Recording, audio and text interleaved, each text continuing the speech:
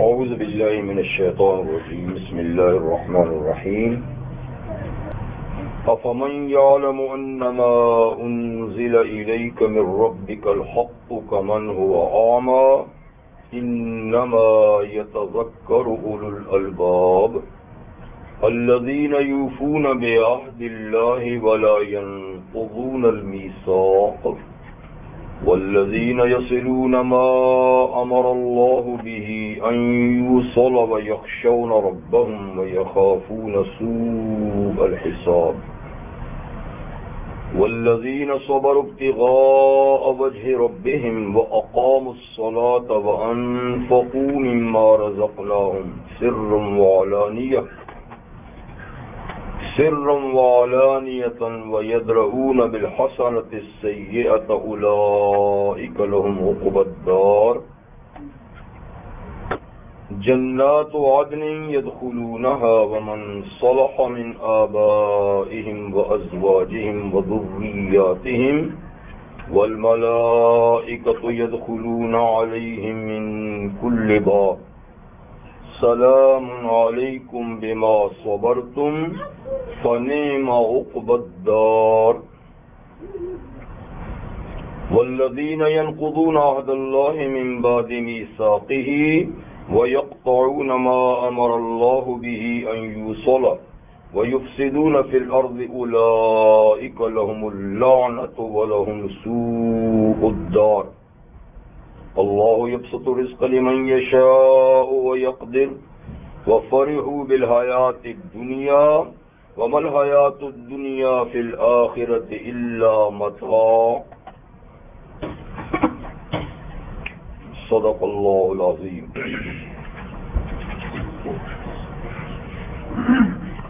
سورۃ الرعد کی آیہ نمبر 19 سے آیہ نمبر 26 تک آیات آپ کے سامنے تلاوت کی گئی.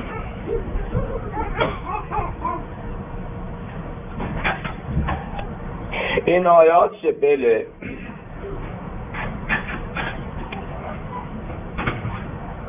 عقیدہ توحید کے سلسلے میں دلائل دیے گئے، شبہات کا ازالہ کیا گیا اور اللہ تعالیٰ کی عظمت شان کو سفلی اور عالمی دلائل سے مضبوط کیا گیا اور حق اور باطل کی مثال بھی دی گئی کہ باطل کی مثال سیلاب کی جھاگ یا دھات جب آگ میں گرم کیا جائے تو اس کی جو گندی میل کچیل ہوتی ہے، باطل کی مثال ایسی ہے. اور حق کی مثال اس کے نیچے اصل جو چیز چھپی ہوئی ہوتی ہے اس کی ہے. وہی چیزیں کارآمد ہوتی ہیں جو جھاگ کے نیچے ہوں، خود جھاگ کارآمد نہیں ہوتی. اور یہ کہ جھاگ یا جو میل کچیل ہے دھاتوں پر، سونے چاندی پر، لوہے وغیرہ پر، اس کی عمر بھی مختصر ہوتی ہے، جلدی خشک ہو کے ختم ہو جاتی ہے. لیکن جو اصل چیزیں سونا چاندی یا باقی دھاتیں یا جس طریقے سے بلبلوں کے نیچے پانی ہے، تو یہ پائیدار اور نفع بخش چیزیں ہوتی ہیں. اسی طرح حق پائیدار اور نفع بخش ہے اور باطل جو ہے نا وہ ناپائیدار بھی ہے اور جلدی زائل ہونے والی چیز ہے. یہ مثال پیچھے دی گئی. اب آج جو آیات تلاوت کی گئی ہیں ان میں آل حق اور آل باطل کی کچھ صفات اللہ تعالیٰ بیان فرماتے ہیں اور ان کا انجام کیا ہوگا. تو آل حق اور آل باطل کی پہچان، ان کی صفات اور ان کا بالآخر کیا انجام ہونا ہے، آج کی آیات میں اس بات کا ذکر ہے. بلکہ یوں سمجھیے دوسرے لفظوں میں کہ آج ترغیب اور ترہیب کا مضمون ہے. حق کو قبول کرنے کی ترغیب، ٹھیک ہے نا، اور باطل سے ڈرانا، یہ مقصود ہے اور اس کے انجام سے. افمن یعلم انما انزل الیک من ربک الحق کمن هو اعمی، کیا وہ شخص جو جانتا ہے کہ جو کچھ آپ کی طرف نازل کیا گیا ہے، جو وہی آپ کی طرف نازل کی گئی ہے آپ کے رب کی طرف سے، وہ بالکل برحق ہے۔ وہ شخص جو آپ پر نازل ہونے والی وحی کو برحق جانتا ہے، بلکہ آپ یہ بھی کہیں کہ فقط جانتا نہیں بلکہ مانتا ہے، اس لیے کہ صرف جاننا یہ کافی نہیں، ماننا ضروری ہے، یعنی اس کے ساتھ عقیدے کا ہونا بھی ضروری ہے، ورنہ حق کو جاننے والے تو دنیا میں بے شمار ہیں، اور برملا اس کا اظہار بھی کرتے ہیں کہ قرآن حق ہے، اسلام سچا دین ہے، محمد صلی اللہ علیہ وسلم ایک سچے نبی ہیں، لیکن انہوں نے مانا نہیں، جب نہیں مانا تو انجام وہی ہے، ٹھیک ہے۔ تو فقط جاننا کافی نہیں بلکہ یعلم کا معنی جان کر مان لینا بھی، یعنی علم کے ساتھ عقیدہ بھی، فقط علم کافی نہیں۔ تو جو لوگ جانتے ہیں کہ آپ کی طرف جو کچھ نازل کیا گیا ہے وہ برحق ہے آپ کے رب کی طرف سے، کمن ہوا عاما، یہ اس کی طرح ہو سکتا ہے جو اندھا ہے، جو نہیں جانتا کہ آپ کی طرف جو نازل کیا گیا وہ حق ہے، اس سے اس نے آنکھیں بند کی ہوئی ہیں۔ کیا مطلب؟ یعنی دونوں برابر نہیں، حق بات کو جان کر ماننے والا اور حق بات کو نہ جاننے والا نہ ماننے والا دونوں برابر نہیں، اور دونوں میں اتنا بڑا فرق ہے جیسے کہ اندھے اور دیکھنے والے کا فرق۔ جیسے حق کو جان کر ماننے والا اس کا دیدہ، اس کی آنکھیں روشن ہیں، اور حق کو جان کر نہ ماننے والا یا سرے سے جاننے ہی نہ والا، اس کی مثال ایسی ہے کہ جو اس کو کچھ بھی نظر نہیں آتا، اندھا۔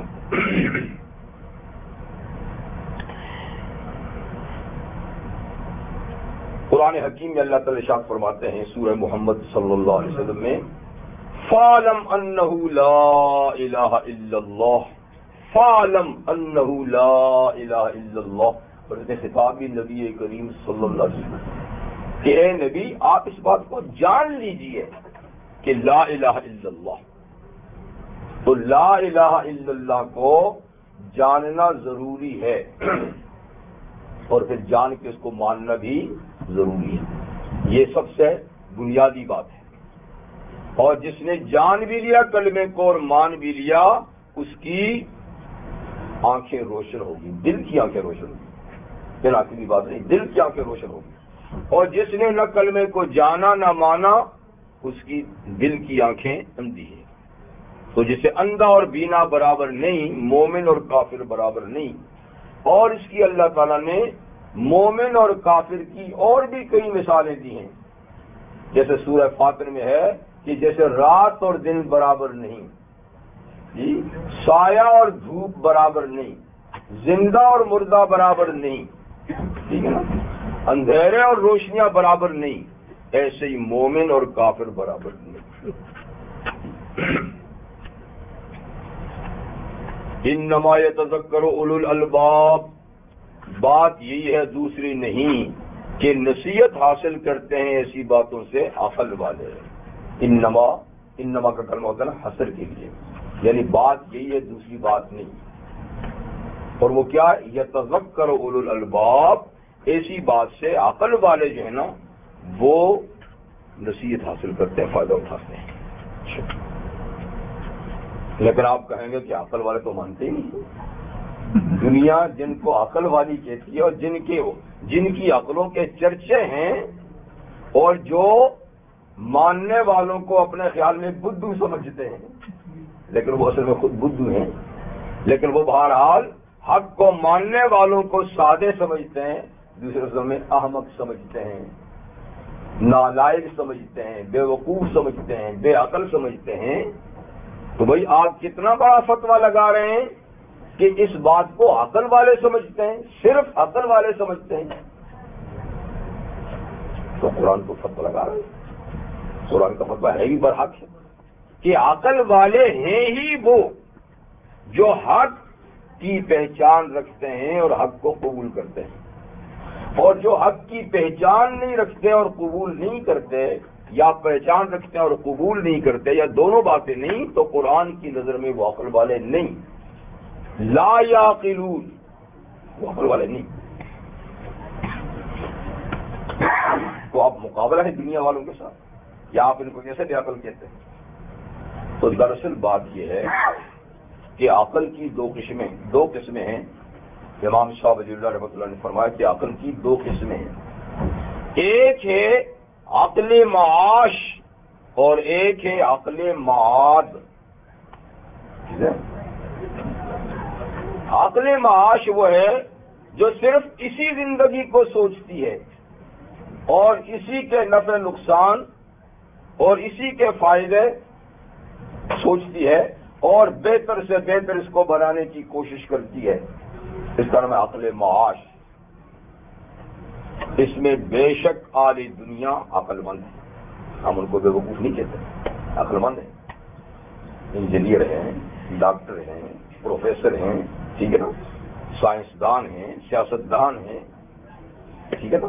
تو اس معاملے میں تو بلا شبہ وہ عقل مند ہے اور ہم اس کا انکار نہیں کرتے اور نہ اس کا قرآن انکار کرتا ہے. بلکہ سورہ روم میں قرآن حکیم نے اس کی وضاحت کی ہے.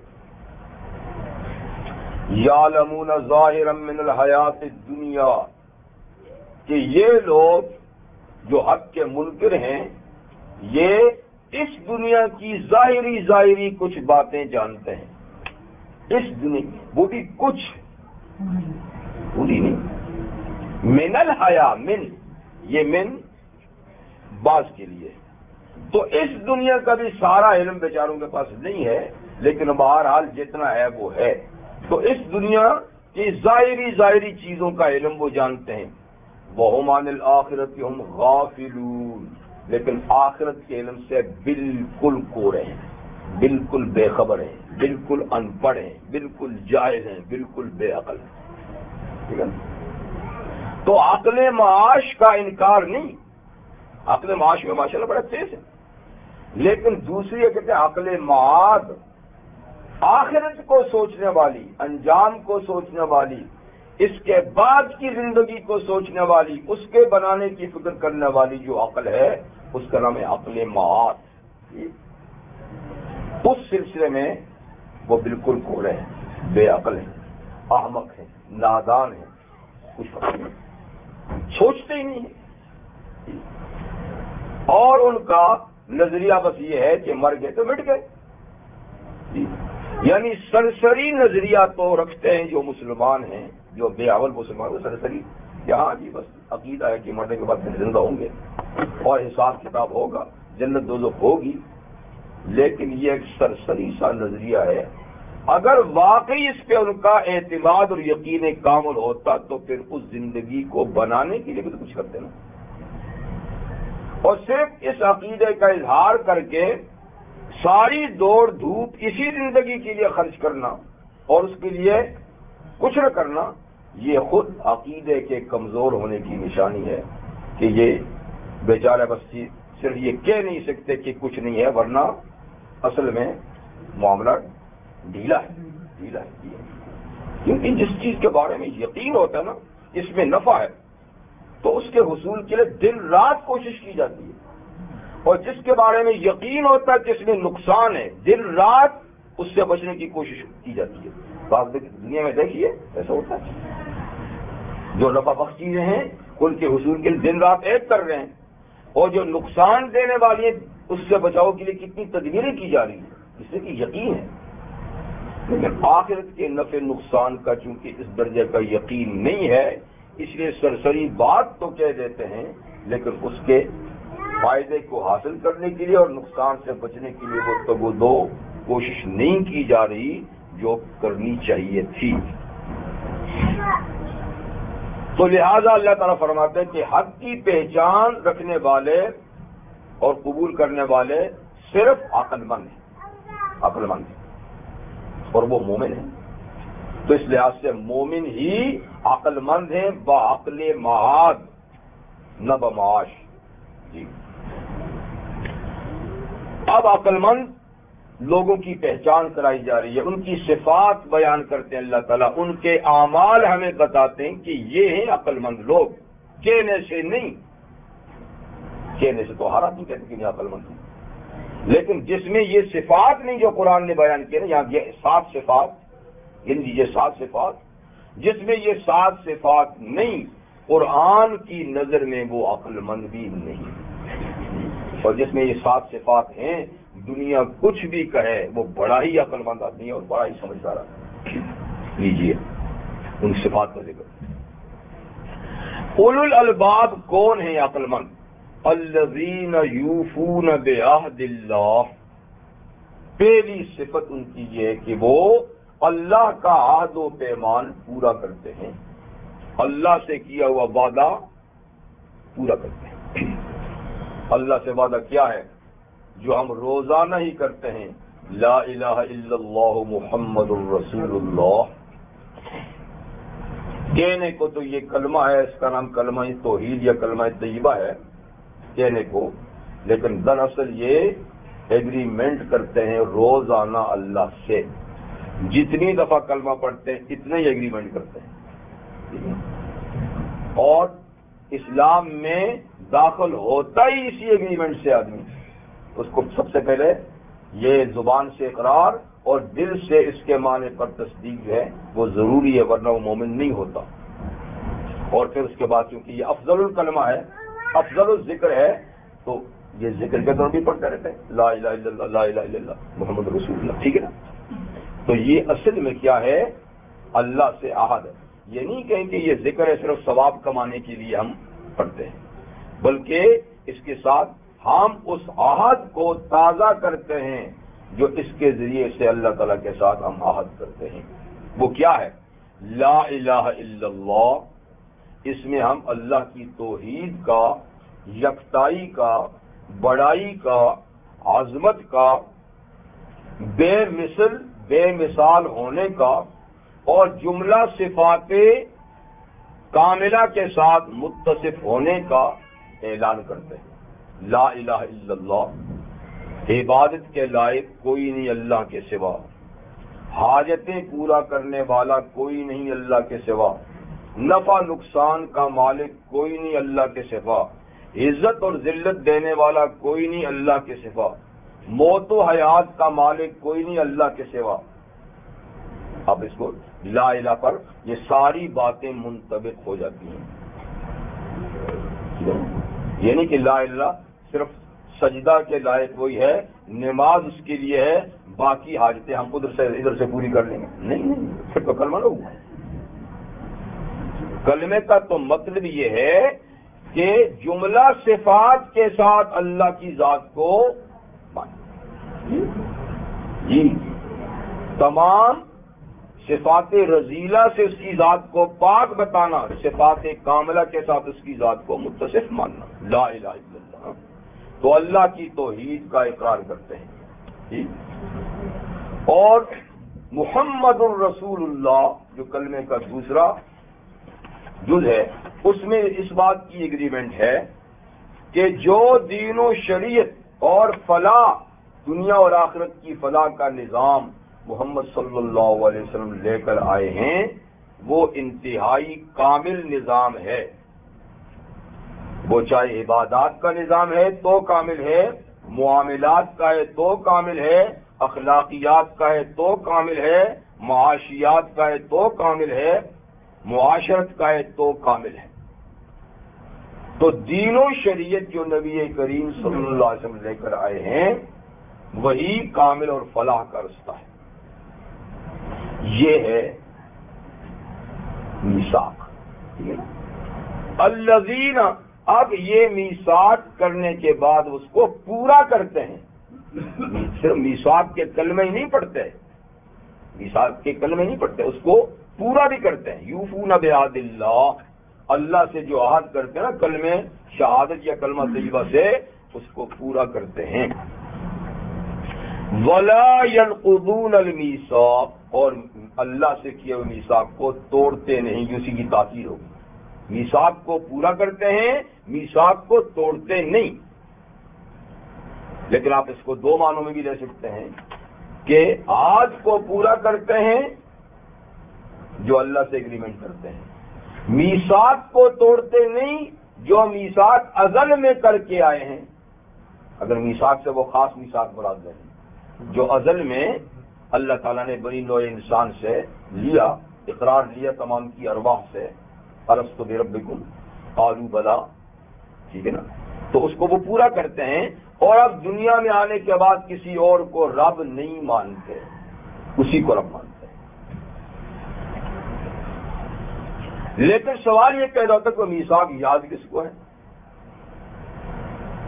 تو میثاق یاد اس طرح ہے کہ ہم کو اور بھی تو کئی باتیں یاد نہیں ہوتی، یاد دلانے سے یاد آ جاتی ہیں، تو وہ میثاق بھی ہمیں یاد نہیں، لیکن اس کو یاد دلانے کے لیے ہر دور میں انبیاء کرام تشریف لائے، کتابیں اللہ تعالیٰ نے بھیجی کہ دیکھو میرے ساتھ یہ میثاق کر کے آئے ہو اور اس کی پابندی کرنا۔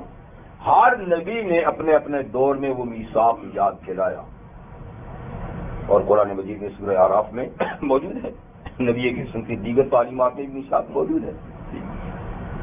اور پھر یہ کہ جی سبھی لوگ بھول گئے ہیں، کسی کو تو یاد ہونا چاہیے، تو میں کہتا ہوں یاد بھی ہے، اگرچہ جن کو یاد ہے میثاق وہ بہت تھوڑے لوگ ہیں، تابعین میں، تبع تابعین میں کچھ حضرات ایسے گزرے ہیں جنہوں نے کہا ہے کہ ہمیں وہ میثاق یاد ہے، اگرچہ وہ تھوڑے سے صحیح، لیکن کہ ہمیں وہ یاد ہے، اور کہتے ہیں ہمیں یہ بھی یاد ہے کہ ہمارے پہلو میں کون کھڑا تھا۔ تو اگر آدمی تھوڑے سے صحیح، لیکن ہمارا کچھ نہ کچھ تو ہے نا، لیکن کچھ بھی نہ ہو تو کیا بات ہے، قرآن نے یاد دلایا، نبی نے یاد دلایا۔ تو بہرحال میثاق اللہ تعالیٰ نے لیا ہے اور ہم اللہ سے اقرار کر کے آئے ہیں، تو عقل مند وہ ہیں جو اللہ سے کیے اس میثاق کو توڑتے نہیں۔ اور بھی جو اللہ تعالیٰ سے عہد ہوئے ہیں قرآن حکیم کے ذریعے سے، نبی صلی اللہ علیہ وسلم کے ذریعے سے، ان تمام عہود کو پورا کرتے ہیں۔ قرآن حکیم میں عہد کی پابندی پر بڑا زور دیا گیا ہے۔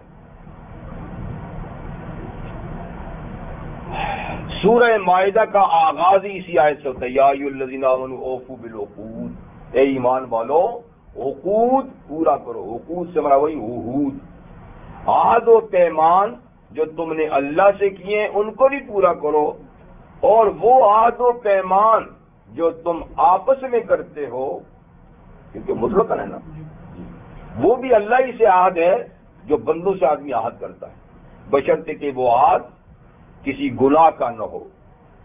تو ہر جائز کام کا عہد جو ہم ایک دوسرے سے کرتے ہیں اس کا پورا کرنا بھی ضروری ہے اللہ تعالیٰ کے حکم کے مطابق، ٹھیک، چاہے وہ عہد دو آدمی کے درمیان ہو، دو قوموں کے درمیان ہو، دو ملکوں کے درمیان ہو، دو برادریوں کے درمیان ہو، ٹھیک ہے نا، لیکن بہرحال ہر عہد جو ہے نا اس کو پورا کرنے کا حکم ہے۔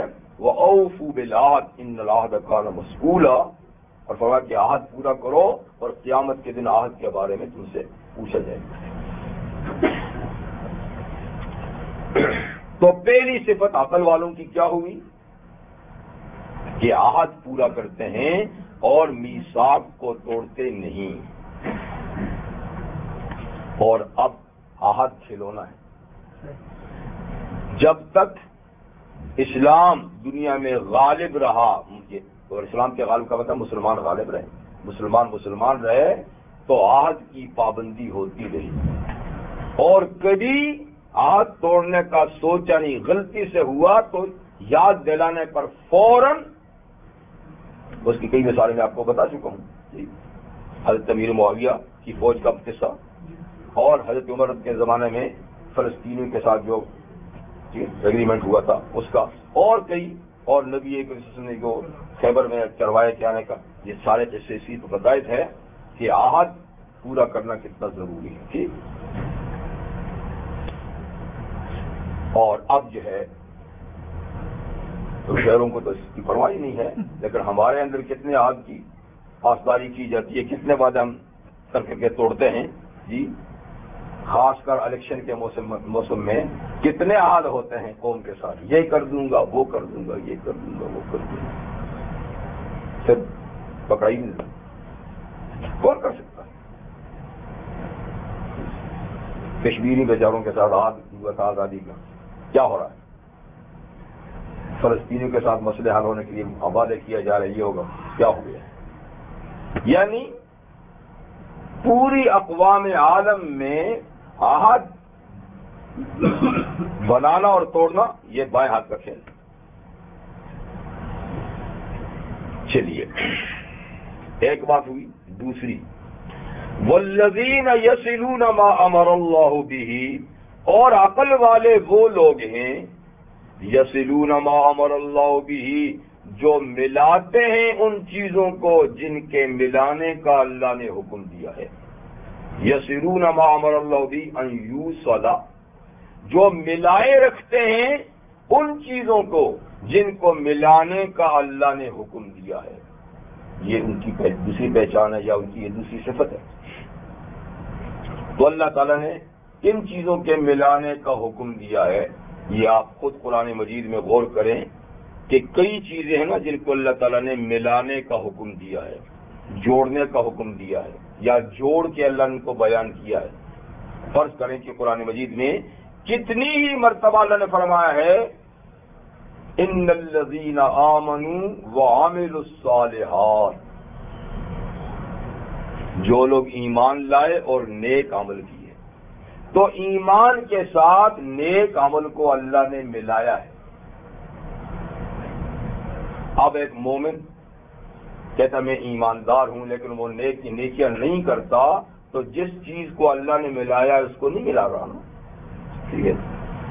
یا فرض کریں کوئی اچھے بھلے کام کرتا ہے، اس کا ایمان ہی متذبذب ہے، تو یہ نہیں ملا رہا نا جس چیز کو اللہ تعالیٰ نے ملایا ہے۔ ایسے ہی دیکھیے قرآن حکیم میں اللہ نے ملایا اقیموا الصلاۃ وآتوا الزکاۃ، اس کو بھی ملا کر کتنی کا نماز پڑھو اور زکات دو۔ اب ایک شخص نماز تو پڑھتا ہے زکات نہیں دیتا، یا زکات دیتا ہے نماز نہیں پڑھتا، تو یہ اس چیز کو نہیں ملا رہا نا جس کو اللہ تعالیٰ نے ملایا ہے۔ تو ایمان کے ساتھ عمل صالح، ٹھیک ہے، نماز کے ساتھ زکات، اس طریقے سے کئی چیزیں اور ہیں۔ اور مختصر لفظوں میں آپ کو یہ کہوں کہ اللہ تعالیٰ نے اس بات کو ملایا ہے وَقَضَىٰ رَبُّكَ أَلَّا تَعْبُدُوا إِلَّا إِيَّاهُ وَبِالْوَالِدَيْنِ إِحْسَانًا وَبِذِي الْقُرْبَىٰ وَالْيَتَامَىٰ وَالْمَسَاكِينِ مغارب پوری آئے، یا دوسرے کا میں وَاعْبُدُوا اللَّهَ وَلَا تُشْرِكُوا بِهِ شَيْئًا وَبِالْوَالِدَيْنِ إِحْسَانًا بِذِي الْقُرْبَىٰ وَالْيَتَامَىٰ وَالْمَسَاكِينِ وَالْجَارِ ذِي الْقُرْبَىٰ وَالْجَارِ الْجُنُبِ وَصَاحِبِ الْجَنبِ وَابْنِ السَّبِيلِ وَمَا مَلَكَتْ أَيْمَانُكُمْ، یہ چیزیں اللہ تعالیٰ نے ملائی ہیں۔ اللہ کی عبادت کرو، اللہ کے ساتھ کسی کو شریک نہ ٹھہراؤ۔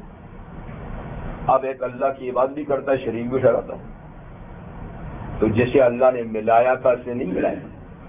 پھر اللہ تعالیٰ نے اپنے حقوق کے ساتھ حقوق العباد کو ملایا۔ حقوق العباد میں ماں باپ کے ساتھ حسن سلوک، رشتہ داروں کے ساتھ حسن سلوک، یتیم و مساکین کے ساتھ، پڑوسیوں کے ساتھ، ٹھیک ہے نا، اور ساتھ کے ساتھی کے ساتھ، ساتھ کا ساتھی جو رستے میں ساتھی ہو گیا، جو ٹرین میں ساتھی ہو گیا، جو بس میں ساتھی ہو گیا، جو سفر میں ساتھی ہو گیا، اس کے بھی حقوق ہو جاتے ہیں، ٹھیک۔ اور یہ کہ مسلم کے حقوق، کافر کے حقوق، اور یہ کہ غلاموں کے حقوق، ملازموں کے حقوق، جی، ماتحت کے حقوق، افسر بالا کے حقوق، امام کے حقوق، مقتدی کے حقوق، کئی حقوق ہے نا جی۔ تو یہ سارے حقوق، یا میاں کے حقوق، بیوی کے حقوق، یہ سارے حقوق جو اللہ تعالیٰ نے بیان کیا نا ایک دوسرے پر، تو اللہ تعالیٰ نے ان کو ملا کر ذکر کیا ہے اور ملانے کا مطالبہ کیا ہے۔ اب ان میں سے کوئی حقوق نہیں پورا کرتا تو یہ اس چیز کو نہیں ملا رہا جس کے ملانے کا اللہ نے۔ اور ملانے سے رشتہ داری کے تعلقات خاص طور پر بھی مراد ہیں، جس کو صلہ رحمی کہتے ہیں، کہ خاص محرم رشتہ داروں کے ساتھ دوسرے دور کے رشتہ داروں کی نسبت سے زیادہ اچھا سلوک کرنا. تو جو لوگ ان کے ساتھ اچھا سلوک نہیں رکھتے اس کو قطع رحمی کہتے ہیں شریعت میں, اور قطع رحمی بہت بڑا جرم ہے, صلہ رحمی بہت بڑا ثواب ہے. تو یہ ساری باتیں ایسی ہیں کہ جن کے اللہ تعالیٰ نے ملانے کا حکم دیا ہے, تو عقل مند وہ ہیں جو ان کو ملاتے ہیں. اور وَيَخْشَوْنَ رَبَّهُمْ, عقل مند وہ ہیں جو اپنے رب سے ڈرتے ہیں, اپنے رب سے ڈرتے ہیں, یعنی اللہ تعالیٰ کے سامنے پیش ہو کر حساب کتاب دینے اور جزا و سزا کے عمل سے خوف زدہ ہیں کہ نہ معلوم کیا صورتحال پیش آئے گی. تو پہلے ان کو یہ علم ہونا ضروری ہے کہ ہم موت کے بعد دوبارہ زندہ ہوں گے اور ہماری اللہ کے حضور پیشی ہوگی, اور اللہ تعالی ہمارے اس دنیا کے اعمال کا حساب کتاب لیں گے اور اس پر پھر جزا یا سزا مرتب ہوگی.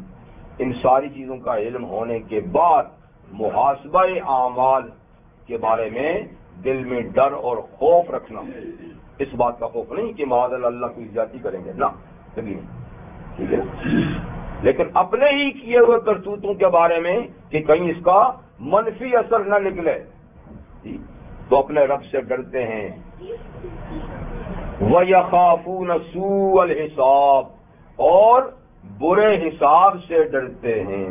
برا حساب وہی ہے, ٹھیک ہے نا, کہ برائیوں کا جب اللہ تعالیٰ حساب لیں گے تو اس کا نتیجہ برا نکلے گا. تو جن لوگوں کو اس بات کی بھی فکر لگی رہتی ہے نا, وہ اللہ کے نزدیک اولو الالباب اور عقل مند, اور جو اس سے بے خوف ہیں, بے خطر ہیں, تو وہ عقل والے نہیں ہیں, وہ بے وقوف ہیں, اور اپنی اس بے وقوفی کی وجہ سے برا نتیجہ ان کو مل سکتا ہے. کتنی باتیں ہوں گی؟ ایفاء عہد, ٹھیک ہے, اور ایصال ما یوصل, ٹھیک, اور اللہ سے ڈرنا, برے حساب سے ڈرنا, اور یہ والذین صبروا ابتغاء وجہ ربہم, عقل مند وہ لوگ ہیں صبر, جو صبر کرتے ہیں. یہ بھی بہت بڑا معاملہ ہے صبر, اور یہ قلبی اعمال میں سے ایک عمل ہے. یہ اعضاء سے کرنے والے کہ صبر کوئی نماز ہے یا صبر کی وہ نہیں, جب کوئی صبر وظیفہ ہے. صبر دل کا ایک عمل ہے, اور یہ نماز روزے کی طرح یہ بھی فرض ہے, صبر بھی فرض ہے, اور یہ اسلامی قلبی اعمال میں سے اونچے درجے کا عمل ہے. تو صبر عبادات پر بھی ہوتا ہے کہ دل چاہے نہ چاہے دل کو مجبور کرے, نفس کو مجبور کرے, اور اللہ کی عبادت کا وقت ہے تو اس سے کروائے, ٹھیک ہے نا, کیونکہ صبر کا معنی ہے نا نفس کو کنٹرول کرنا, اس کو دبانا. تو اچھے کاموں کی طرف وہ نہیں آتا, اس کو دبا کے اس سے اچھے کام لینا, یہ بھی صبر ہے. اور گناہوں سے بھی صبر کیا جاتا ہے. دل نفس چاہتا ہے کہ گناہ کروں, اس کو آپ کنٹرول کرتے کہ نہیں یہ نہیں کرنے دوں گا, تو گناہ سے بھی صبر. اور یہ کہ ابتلا, آزمائش اور مصیبت آ جائے اس پر بھی صبر ہوتا ہے.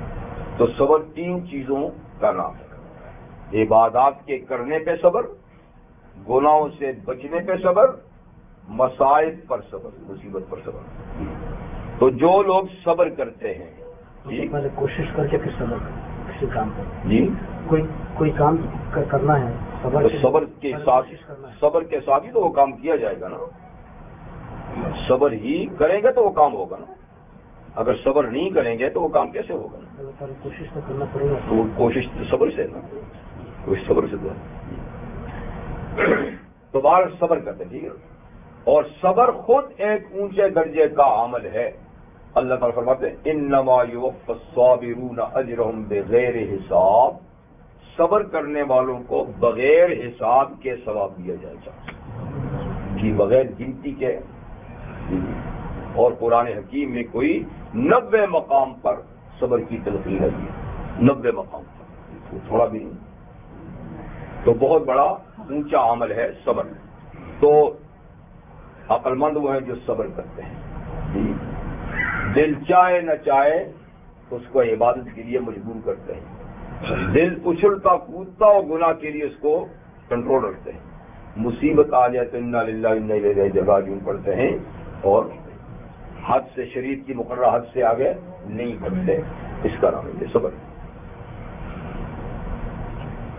تو وہ لوگ صبر جنہوں نے صبر کیا. اب صبر جو ہے نا یا دنیا کے لیے کیا جاتا ہے، جیسے کہ دنیا کے لیے بھی بہت سے صبر کرتے ہیں لوگ تو کام کرتے ہیں، کامیابی کے لیے یہاں بھی بہت سے صبر کرنا پڑتا ہے اور بڑے کنٹرول کرنا پڑتا ہے اپنے آپ کو. بے صبر آدمی تو دنیا میں نہیں کما سکتا نا. لیکن یہاں جو صبر عقل مندوں کی نشانی ہے وہ دنیاوی کامیابیوں کا نہیں بلکہ اللہ کی رضا کے لیے صبر. صبر ابتغاء وجہ ربہم، جن لوگوں نے صبر کیا اپنے رب کی رضا حاصل کرنے کے لیے. مگر دیکھیے کسان بھی تو صبر کرتا ہے، گرمی سردی میں صبر کرتا ہے تو یہ پھل پاتا ہے. دکان والا بھی صبر کرتا ہے، ملازم بھی 8-10 گھنٹے کی گنتی میں صبر کرتا ہے. جتنے بھی دنیا والے ہیں ان کو بال اپنے آپ کو کنٹرول میں رکھنا پڑتا ہے نا تو ہی کچھ دنیا ملتی ہے. لیکن یہ صبر، اس سے دنیا تو مل جائے گی لیکن اللہ کی رضا نہیں ملے گی. تو یہاں عقل مندوں سے مراد وہ لوگ ہیں جو اللہ کی رضا جوئی کے لیے اس کو خوش کرنے کے لیے صبر کرتے ہیں. اور میں نے کہا اس کے لیے اللہ تعالیٰ کی رضا حاصل کرنے کے صبر کے 3 قسمیں ہیں کہ جب اللہ کا حکم کی تعمیل آئے، جی چاہے نہ چاہے، ٹھیک ہے، دوست بے شک بیٹھا ہوا ہو، کئی کام بے شک ہوں، سب کو چھوڑ چھاڑ کے عبادت کرتے. یہ صبر کر لیا. سب سے دوستوں سے بھی صبر کیا، گھر والوں سے بھی صبر کیا، فلاں سے بھی صبر کیا، فلاں سے بھی صبر کیا اور آپ نے نماز پڑھ لی. اسی طریقے سے گناہ کے کئی اسباب آپ کے سامنے آئے، کوئی روک ٹوک کرنے والا نہیں بلکہ سب کے تحت دیکھ لو، آؤ دیکھ لو، لیکن آپ نے محض اللہ تعالیٰ کے خوف سے صبر کیا کہ نہیں کچھ بھی ہو جائے، تم خوش ہوتے ہو ناراض ہوتے ہو، میں نے تو یہ کام نہیں کرتا. تو یہ صبر اس گناہ سے کس کی خاطر ہوا؟ اللہ کی رضا کے لیے. اسی طریقے سے کوئی مصیبت آفت آ پڑی، سب رو دھو رہے ہیں، سب پریشان ہیں، واویلا کر رہے ہیں، لیکن آدمی اس میں اپنے آپ کو کنٹرول رکھتا ہے محض اس لیے کہ اللہ کا حکم ہے کہ اس سے آگے میں بات نہ کروں، اس سے آگے میں رو چیخوں نہیں. تو یہ صبر مصیبت پر اللہ کی رضا کے لیے. تو بہرحال طاعت پر ہو صبر یا معصیت سے ہو صبر یا ابتلا اور آزمائش میں ہو صبر، وہ اس کی منشا اور اس کا مطلب اللہ کی رضا ہو، کوئی دوسری چیز نہ ہو. دراصل بات یہ ہے کہ اسلام کی روح ہی اللہ کی رضا مطلوب ہے. اسلام کی روح کیا ہے؟ اللہ کی رضا. یہ حاصل کرنا. ہم جتنے بھی کام کرتے ہیں، عقیدے کے، اعمال کے، اخلاق کے، جتنے بھی دین کے کام ہیں، سب کا حاصل کیا ہے کہ اللہ راضی ہو جائے. اگر انہی کاموں میں اللہ راضی نہیں ہے تو یہ دین نہیں ہے، یہ بھی دین نہیں ہے. کیونکہ دین نام ہے اللہ کی رضا جوئی کا. جس کام میں حضرت داؤد علیہ السلام، حضرت سلیمان علیہ السلام اور داؤد کی یہ دعا ہے، بلکہ سلیمان علیہ السلام کی یہ دعا ہے، رب اوزینی ان اشکر نعمتک التی انعمت علی وعلی والدی وان اعمل صالحا ترضاہ. کہتے اللہ مجھے توفیق دے، رب اوزینی، اے اللہ مجھے توفیق دے، ان اشکر نعمتک التی انعمت علی وعلی والدی، کہ میں ان نعمتوں کا شکر بجا لاؤں جو آپ نے مجھ پر کی اور میرے ماں باپ پر کی. نبوت بھی دی، حکومت بھی دی، وہ کچھ دیا جو دنیا میں کسی کو نہیں ملا جی. تو ان نعمتوں کا شکر کرنے کی مجھے توفیق دی. دوسری بات ان اعمل صالحا، اس کی بھی اے اللہ مجھے توفیق دے کہ میں نیک کام کروں. اس کی بھی آپ توفیق دے کہ، کیونکہ شکر بھی آپ کی توفیق کے بغیر نہیں ہو سکتا، عبادت اور عمل صالح بھی آپ کی توفیق کے بغیر نہیں ہو سکتا. لیکن دیکھیں اس کے ساتھ کنڈیشن لگاتے ہیں، ان اعمل صالحا ترضاہ، اے اللہ مجھے ایسے نیک اعمال کی توفیق دے کہ جس سے آپ راضی بھی ہوں۔ اگر میں عمل تو اچھا کروں پر آپ ہی راضی نہیں تو اس کا فائدہ کیا ہوگا؟ کیونکہ عمل صالح کا مقصد بھی اللہ کی رضا ہے۔ آپ نماز پڑھیں اور اللہ اس نماز سے راضی نہیں تو نماز کا فائدہ کیا ہوگا؟ نماز تو اسی لیے پڑھی جاتی ہے کہ وہ راضی ہو۔ تو ہر عمل میں ٹھیک ہے نا، مطلوب کیا ہے؟ اللہ تعالیٰ کی رضا، اللہ تعالیٰ کی رضا ہے۔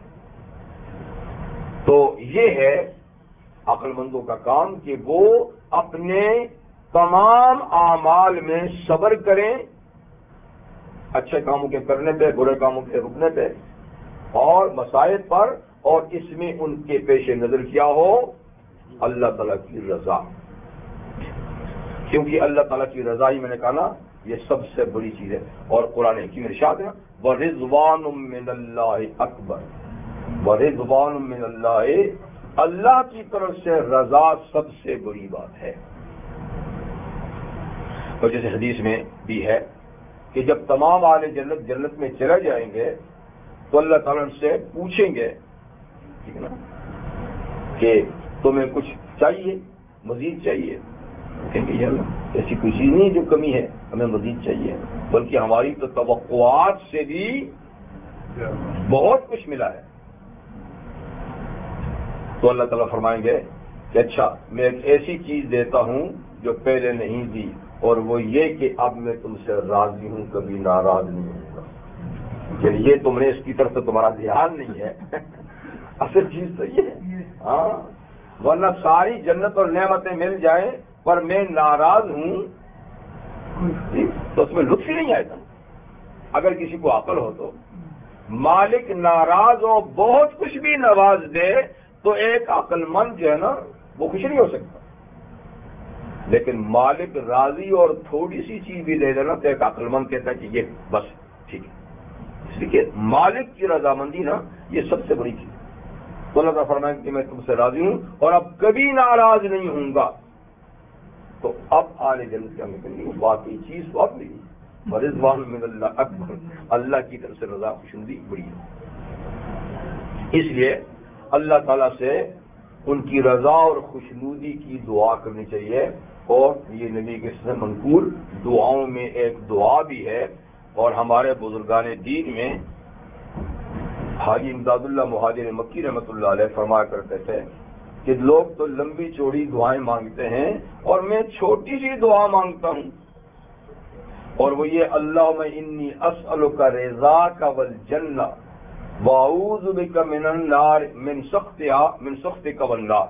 اے اللہ میں آپ کی رضامندی اور جنت، رضامندی پہلے، آپ کی رضامندی اور جنت کی درخواست کرتا ہوں، اور آپ کی ناراضگی اور جہنم سے پناہ مانگتا ہوں۔ ناراضگی سے پناہ مانگتا ہوں، اعوذ بک من سخطک والنار۔ تو یہ ویسے مسنون دعا حضور کی دعاؤں میں سے، اور ہے بڑی مختصر ہے لیکن ہے کتنی بڑی جامع ہے۔ ہر دعا ہی نبی کی بہت ہی جامع ہے، ایک دعا کو لیجیے جامع۔ تو یہ ہے ابتغاء وجہ ربہم۔ اور عقل مندوں کی صفت یہ ہے کہ وہ اقاموا الصلاۃ، وہ نماز بھی قائم کرتے ہیں، نماز قائم کرتے ہیں، سیدھی کرتے ہیں، ٹھیک طریقے سے پڑھتے ہیں، حقوق نماز کے ادا کر کے پڑھتے ہیں۔ اقاموا الصلاۃ، اس لیے کہ تمام عبادات میں نماز کو سب سے زیادہ اہمیت حاصل ہے، تمام عبادات میں۔ جیسے عقائد میں عقیدہ توحید کو، رسالت کو، معاد کو مرکزیت حاصل ہے، اس طرح عبادات میں اگرچہ عبادتیں چار بڑی بڑی ہیں لیکن ان چاروں میں بھی پھر نماز کو سب سے زیادہ اہمیت حاصل ہے۔ اور اسی اہمیت کے پیش نظر نماز کی ادائیگی کی پابندیاں بھی زیادہ ہیں، شرائط بھی زیادہ ہیں، جو باقی عبادات کے لیے اتنی شرائط نہیں ہیں، اہمیت ہی کی وجہ سے، کیونکہ جو چیز جتنی زیادہ اہم ہوتی ہیں اتنی اس کے لیے شرائط بھی زیادہ ہوتی ہیں۔ تو دیکھیں نماز کے لیے شرطیں ہیں کچھ شرطیں وہ ضروری باتیں کہلاتی ہیں جن پر نماز کا پڑھنا موقوف ہے. اگر ایک شرط بھی نہ ہوگی تو نماز نہ ہوگی. یعنی نماز سے پہلے ایسی چیزیں جن کا ہونا نماز کے لیے ضروری ہے اس کو کہتے ہیں نماز کی شرطیں. تو نماز کی 7 شرطیں ہیں. نماز کی 7 شرطیں ہیں. پہلی شرط کیا ہے؟ طہارت. کیا آپ ناپاکی کی حالت میں نماز نہیں پڑھ سکتے اور روزہ رکھ سکتے ہیں, زکوٰۃ ناپاکے کو دے سکتے ہیں, ٹھیک ہے نا, اور حج بھی ناپاکے تو کر سکتے ہیں. حج کے لیے وضو والا شرط نہیں, کیونکہ حج تو عرفات میں جانا ہے نا, مینا میں آنا ہے نا, مختلف جگہوں میں. وہ جو وہاں طہارت ہے تو نمازی کے لیے, ورنہ خود حج کے لیے کوئی طہارت شرط نہیں ہے. صرف طواف کے لیے وضو ہے, باقی سارے کام ایسے ہی. تو حالانکہ دیکھیے اسی طریقے سے باقی چیزیں. تو نماز کے لیے پہلے کہ طہارت. طہارت پھر 3 ہیں. پہلے بدن کی طہارت. اگر بے وضو ہیں تو 4 اعضاء کا دھونا فرض ہے اور باقی کچھ سنتیں کچھ مستحبات ہیں.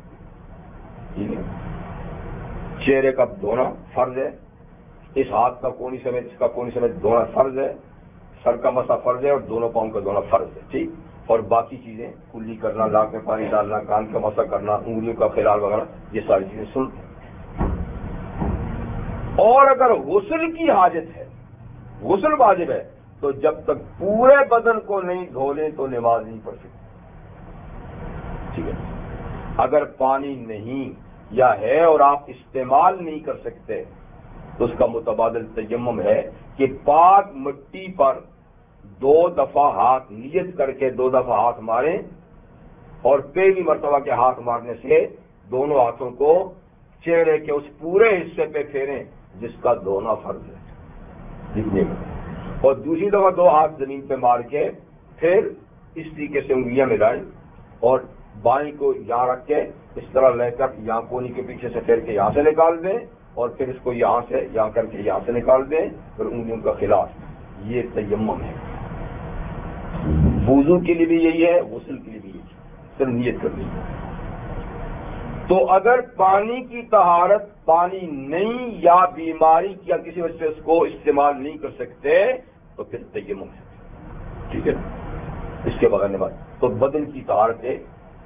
کپڑے کی طہارت بھی ضروری ہے, جو کپڑا آپ نے پہنا ہوا ہے وہ پاک. جگہ کی طہارت بھی ضروری ہے, جس جگہ میں کھڑے ہو کے نماز پڑھتے ہیں وہ جگہ پاک.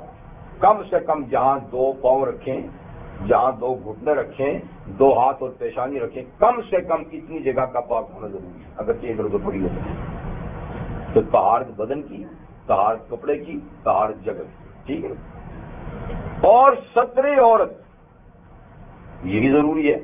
یعنی بدن کا بعض حصہ اس کا چھپانا نماز میں فرض ہے, اور وہ مرد کا حصہ ناف سے لے کر گھٹنوں تک اس کا چھپانا نماز میں فرض ہے, اگر باقی کھلا بھی ہے تو کوئی.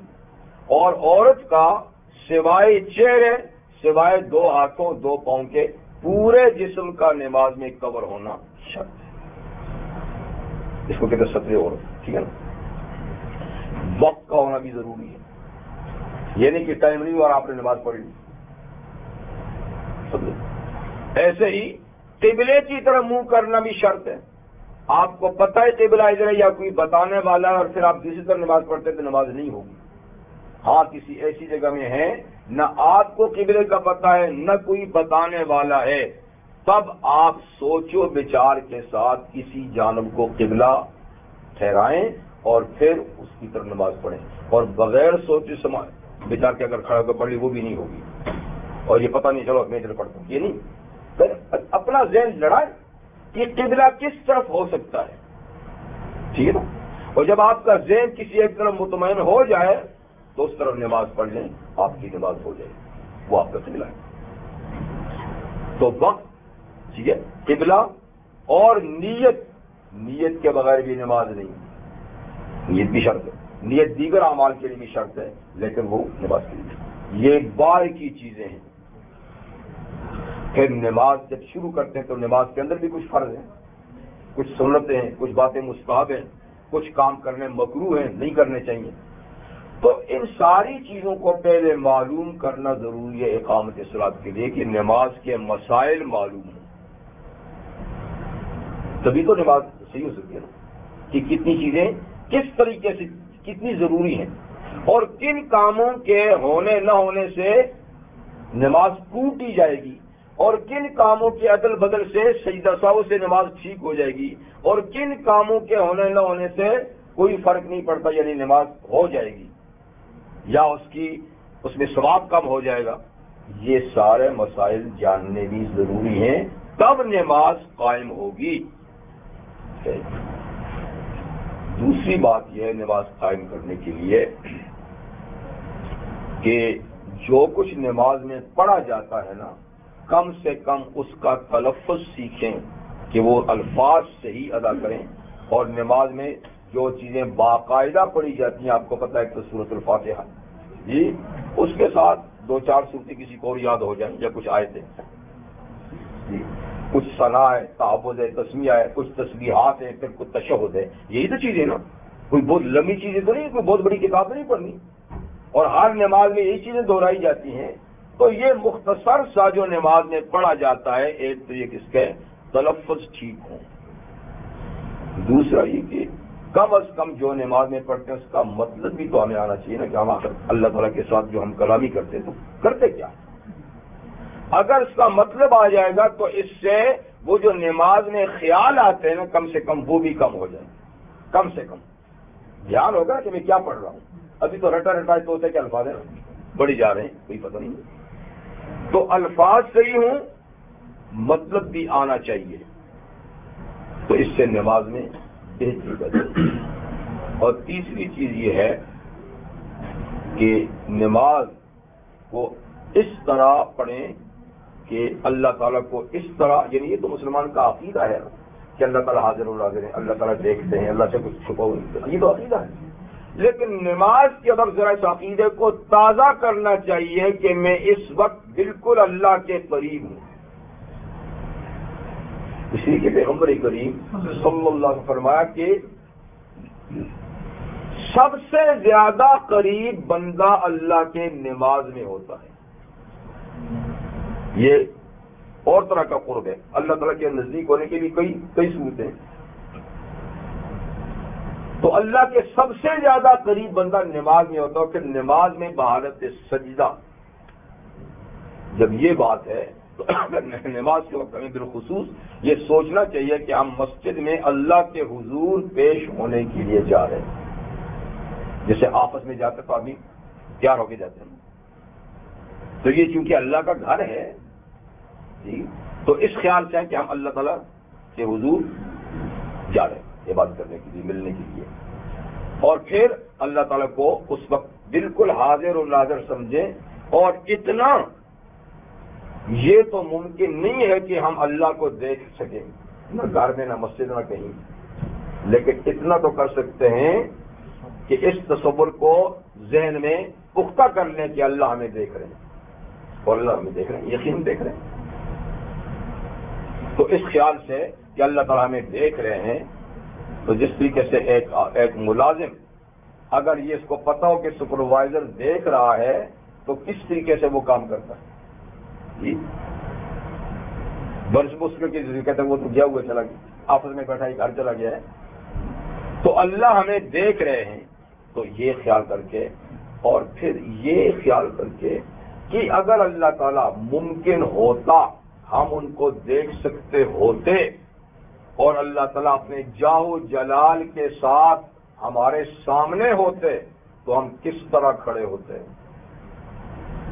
کم سے کم ان تصورات کو ذہن میں لا کر نماز میں کھڑا ہونا چاہیے، اور پھر اطمینان اور سکون کے ساتھ نماز ادا کی جائے. نبی کریم صلی اللہ علیہ وسلم نے ایک نماز کو بہتر بنانے کی تجویز ایک صحابی کو دی تھی، وہ بھی بڑی مفید ہے. تو آپ نے فرمایا اذا قمت فی الصلاۃ فصل صلاۃ مودع، جب تو نماز میں کھڑا ہو تو رخصت کرنے والی نماز پڑھو. جیسے کہ لوگوں کو رخصت ہو رہا ہے، جا رہا ہے، تو جیسے رخصت ہونے والا ہوتا ہے نا، یہ میرا آخری کام ہے، تو دنیا سے رخصت ہونے والے کی نماز ہوگی، جیسے کہ تیری زندگی کی آخری نماز ہے اور اب تو دنیا سے رخصت ہو جائے گا اور پتہ نہیں تجھے دوسری نماز کا موقع ملتا ہی نہیں ملتا. تو مطلب ہر نماز کو زندگی کی آخری نماز سمجھ کے پڑھ، اس سے بھی توجہ نماز کی طرف زیادہ ہو. تو بہرحال اللہ تعالیٰ نے قرآن حکیم میں جا بجا نماز قائم کرنے کا لفظ بولا ہے، پڑھنے کا کہیں نہیں کہ نماز پڑھو یا نماز ادا کرو، بلکہ عقیم قائم مانا بالکل سیدھا. تو نماز کی ظاہری باطنی پوزیشن بالکل ٹھیک ہونی چاہیے، یہی نماز پھر مؤثر بھی ہوتی ہے اور یہ پوری زندگی اور پورے اعمال پر اس کا اثر پڑتا ہے. تو اقام الصلاۃ اور عقل مند وہ ہیں جو نماز قائم کرتے ہیں پورے حقوق کے ساتھ. ایک وَأَنفَقُوا مِمَّا رَزَقْنَاهُمْ سِرًّا وَعَلَانِيَةً، اور عقل مندوں کی نشانی یا ان کی صفات میں ایک یہ بھی ہے کہ وہ خرچ کرتے ہیں اس مال میں سے رزقناہم، جو ہم نے ان کو دیا ہے، ہم نے دیا ہے. یعنی یہ خیال بھی ختم کر دیا ہے کہ کوئی اپنا دے گا، تاکہ بخل کی جڑ کٹ جائے. کیونکہ مال بھی کوئی سخت چیز ہے نا. ہاں جی، چمڑی جاوے تو چمڑی نہ جائے. تو اس لیے اللہ تعالیٰ نے پہلی بات رزقناہم ہے تمہارے پاس کیا، ہم نے دیا ہے اور ہماری رضا کے لیے اپنے بھائی بندوں کو تھوڑا دیتے، جان بھی دی تمہاری. تو بال وہ خرچ کرتے ہیں اس مال میں سے جو ہم نے ان کو دیا ہے. تو خرچ کرنے کا مطلب ہے جہاں چاہے خرچ کرتے ہیں، شادی میں اڑاتے ہیں، غمیوں میں برباد کرتے ہیں، ایسے یہ نہیں. خرچ کرنے کے لیے جا بجا ہونا فی سبیل اللہ، ابتغاء مرضات اللہ، اللہ کی رضا حاصل کرنے کے لیے اللہ کے رستے میں، یعنی اس کے دین کے تقاضوں میں خرچ کرتے ہیں. یعنی صحیح جو مدات ہیں ان میں خرچ کرتے ہیں، کیونکہ عیش و عشرت کے سامانوں میں خرچ کرنا بجائے اس کے کہ ثواب و یہ الٹا آزاد ہے، اس میں تو گرفت ہوگی. لیکن آج کتنا فی سبیل اللہ خرچ ہوتا ہے اور کتنا دوسرے کاموں میں، یہ بھی تماشا دیکھ لیجیے، یہ بھی دیکھیے. غیروں کو تو چھوڑیے، اپنوں کی بات کرتے ہیں جی. تو جب رسم و رواج کی باتیں آتی ہیں تو دل کھول کے قرضے لے لے کر بھی زندگی میں پہلی مرتبہ یہ موقع آیا ہے. یہ موقع ہی کماتے ہی تو اس کے لیے ہیں، کماتے ہی تو اس کے لیے ہیں. اور مسجد کی ڈونیشن کی بات ہو تو پھر سوچتے ہیں، نہیں کہتے کہ کماتے ہی اس کے لیے ہیں نا. یعنی جہاں تکلیف، کوئی یتیم ہے اس کی خدمت کی تکلیف، کوئی اور کام ہے تو گن گن کے بڑی تکلیف سے چین بجری ہو کر نکالتے ہیں اور وہاں خوشی سے ہاں بھائی یہ لو یہ لو، کماتے اس کے لیے. تو یہ نہیں ہے، وہ خرچ کرتے ہیں اللہ کے رستے میں، اس کی رضا کے لیے، انسانیت کی فلاح کے لیے، غریبوں کی مدد میں، زکوٰۃ میں، صدقات میں وہ. اور خرچ کرتے ہیں سرًا و علانیہ، چھپا کر بھی کھول کر بھی، دونوں طریقے سے. کسی کو بتائے بغیر خرچ کرتے ہیں اور سامنے بھی خرچ کرتے ہیں، یعنی یہ حالات پر منحصر ہے. سب سے اچھا تو یعنی کسی کو پتہ نہ چلے. بلکہ حدیث میں یہ ہے کہ دایاں ہاتھ دے تو بائیں کو خبر نہ ہو. یہ مبالغہ ہے نا، انتہائی چھپانے کا، یعنی کسی کو پتہ نہ ہو. یہ افضل ہے، اس میں ریاکاری بالکل نہیں. لیکن بعض حالات ایسے بھی ہوتے ہیں کہ جہاں کھول کے دینے کی ضرورت ہوتی ہے، جب دوسروں کو ترغیب دینی ہوتی ہے کہ میں دوں گا تو دوسرے بھی دیکھ کے دیں گے. تو اصل میں ریا کا تعلق تو نیت سے ہے نا. اگر نیت کسی کی اللہ کی رضا کے لیے تو کھلے عام بھی دے سکتے ہیں، اور نیت خراب ہو تو پھر چھپی بھی وہی بات ہے. لیکن بہرحال علماء نے لکھا ہے زکوٰۃ تو کھلے عام دے دینی چاہیے اور صدقات جو ہیں وہ چھپا کر دینے چاہیے. اور ویسے حالات پر منحصر ہے کہ کبھی کبھی صدقہ بھی کھولے عام دیا جا سکتا ہے جیسے حالات. اور ایک پہچان یا ایک عمل یا ایک صفت عقل مندوں کی کیا ہے؟ وَيَدْرَؤُونَ بِالْحَسَنَةِ السَّيِّئَةَ، وہ دور کرتے ہیں نیکی کے ساتھ برائی کو. جب کوئی برائی ہو جائے تو نیکی کے ساتھ اس کا صفایا کرتے اس میں جھاڑو نیکی کا پھیرتا ہے. اس کے دو مطلب ہیں. ایک مطلب یہ ہے کہ کبھی غلطی سے کوئی گناہ ہو جائے تو فوراً اس کے بعد نیکی کر لیتے ہیں، کیونکہ یہ بھی اللہ کا قانون ہے ان الحسنات یذہبن السیئات، کہ نیکیاں برائیوں کو مٹا دیتی ہیں. نیکیاں، لیکن اس صورت میں کہ جب نیکیوں کا پاور زیادہ ہوگا نا گناہوں سے، اور گناہ اگر ڈھیروں کے ڈھیروں تو ایک دو نیکی بیچاری کیا کرے گی؟ جی بھی ہے نا.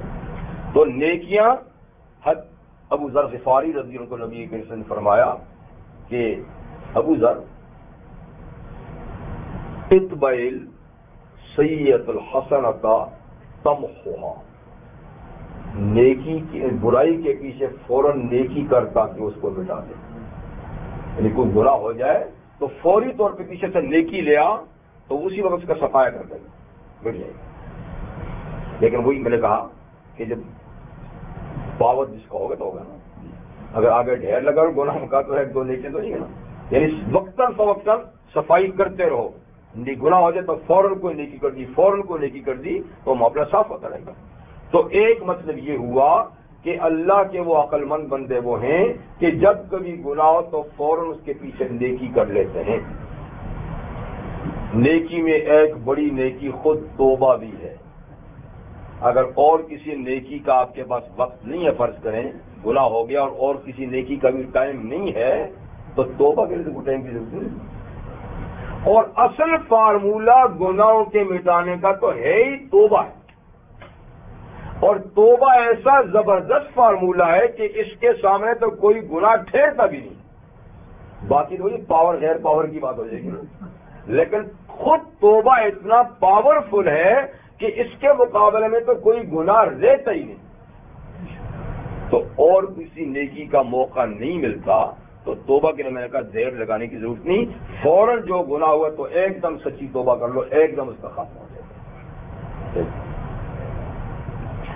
اور دوسرا معنی اس کا یہ ہے کہ یدرؤون بالحسنۃ السیئۃ، کہ لوگوں کے ساتھ جب معاملہ پڑتا ہے اور لوگ جب اس کے ساتھ برائی کرتے ہیں تو عقل مند برائی کا جواب برائی سے نہیں بلکہ بھلائی سے دیتے ہیں. یعنی اینٹ کا جواب اینٹ پتھر سے نہیں دیتے. ہمارے ہاتھ زبان میں یہ چڑھا نا، اینٹ کا جواب پتھر سے دیں گے. بھائی اینٹ کا جواب پتھر سے دیں اور ایک گولی کا جواب دو گولیوں سے دیں گے اور ایک ڈنڈے کا دو ڈنڈوں سے دیں گے تو پھر تو برائی مٹی نہ پھر تو برائی اور پھیلے گی. وہ تیسرے سے کرے گا، پھر تو برائی پھیلتی چلی جائے گی. اگر آپ برائی مٹانا چاہتے ہیں تو پھر قرآن کہتا ہے کہ نہیں یدرؤون بالحسنۃ السیئۃ، برائی کو نیکی سے مٹاؤ، بھلائی سے مٹاؤ. اگر وہ تمہارا برا چاہتا ہے تو تم اس کے ساتھ بھلائی کرو. یہ برائیوں کو مٹانے کا ذریعہ. یہ اصول اگرچہ ہر جگہ فٹ نہیں آتا، کہیں تھپڑ لگانے کی بھی ضرورت ہے، ڈنڈا لگانے کی بھی ضرورت ہوتی ہے، لیکن عام طور پر یہ فارمولہ کامیاب ہے برائی کو مٹائے. کیا آپ اس کے ساتھ کون جیسے نبی کریم صلی اللہ علیہ وسلم کو یہ فرمایا گیا، حدیث ہے لیکن حضور صلی اللہ علیہ وسلم کو فرمایا گیا سل من قطع کا، یعنی حضور کے لیے خصوصی حکم ہے. سل من قطع کا، جو آپ سے تعلق توڑے آپ اس کے ساتھ جوڑے. واعف عمن ظلم کا، جو آپ پہ ظلم کرے آپ اس کو معاف کریں. واحسن الی من اساء الیک، اور جو آپ کے ساتھ برائی کرے آپ کو اس کے ساتھ بھلائی کرے. یہ اخلاق میں حسن خلق کا درجہ ہے. حسن خلق، خلق عظیم سے نا، خلق عظیم، یہ خلق عظیم یہ ہے. احسن الی من اساء الیک. تو اخلاق کے 3 درجے ہیں. خلق حسن، خلق کریم، خلق عظیم. سمجھے؟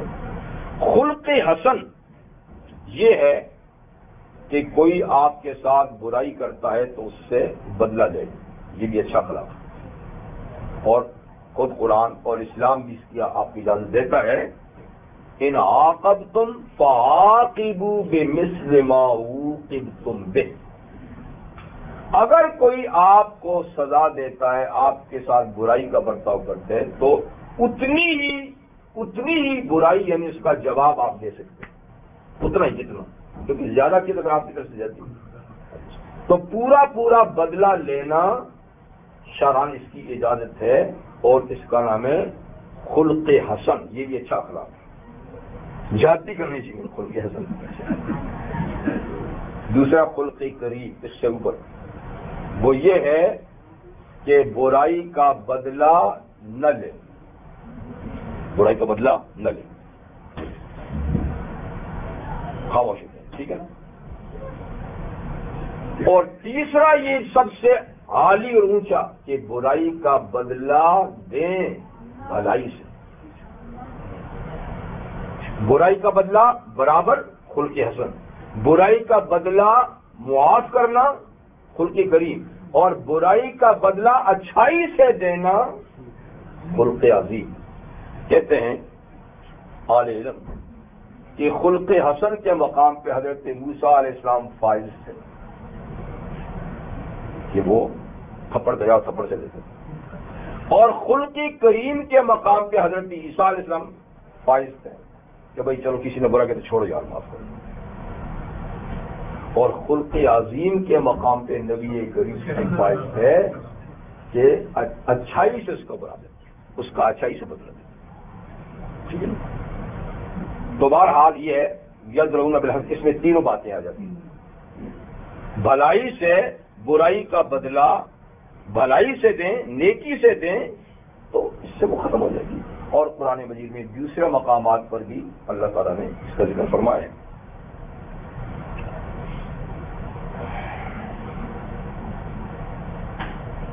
ادفع باللتی ہی احسن، ادفع باللتی ہی احسن.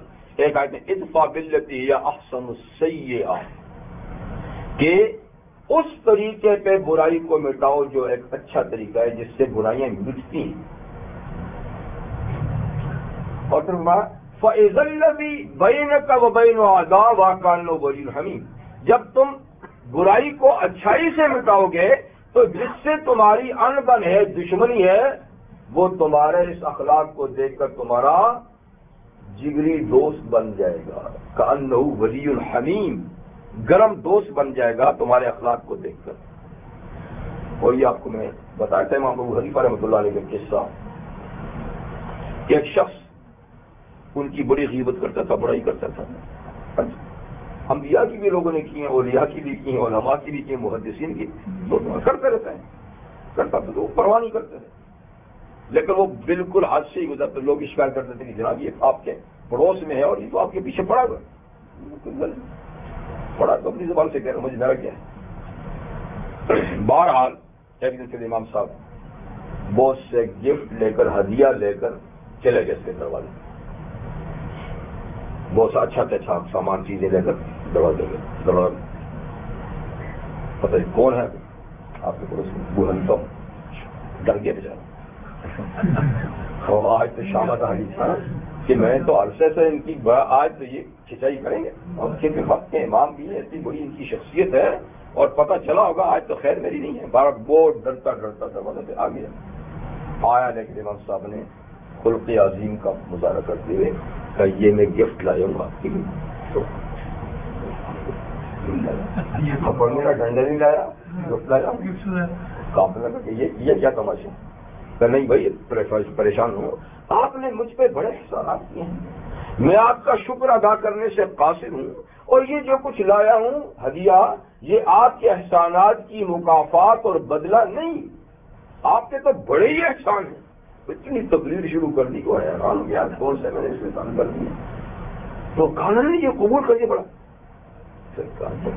میں نے تو میں تو شرمندہ ہوں آپ آئیں دروازے پر، میں تو آپ کی برائیں کروں، میں نے کون سا احسان ہے؟ میاں یہی تو احسان ہے نا کہ آپ نے میری غیبتیں کر کے اپنی نیکیاں میرے کھاتے میں ڈال دیں، میرے گناہ اپنے کھاتے میں ڈال دیے، اس سے بڑی نیکی اور کیا ہو سکتی ہے؟ تو لہذا میں آپ کا احسان نہیں چکا سکتا، یہ تھوڑی سی چیز قبول کروں۔ یہ ہے ادفع باللتی احسن السیئہ، وہ صاحب ہو گیا اور شاگرد بن گیا اور بعد میں وہ بھی وقت کا امام بن گیا، یہ نہیں تو کسی میں خصوصیات ہوتی ہیں۔ ہاں میں نے پہلے کہہ دیا کہ یہ عام قانون نہیں ہے، بعض ایسے بھی ہوتے ہیں لکٹھو کہ ان کے ساتھ احسان کریں تو اور زیادہ بگڑ جائیں، ان کی تو گوشمالی بھی ہو سکتی ہے، لیکن ہر جگہ یہ نہیں، ہر جگہ یہ استعمال کرتے ہیں ادفع باللتی۔ تو یدرؤون بالحسنۃ السیئہ، عقل مند لوگ وہ ہیں جو برائی کو بھلائی سے دور کرتے ہیں، یہ ہوگی جی صفات اس کی عقل مندوں کی، جن میں یہ چیزیں ہیں اللہ کی کتاب ان کو کہتی ہے یہ عقل مند ہے، یہی حق کو قبول بھی کرتے ہیں، اور جن میں یہ صفات نہیں وہ اللہ کی کتاب کے نزدیک اچھا یہ تو یہاں صفات ہے۔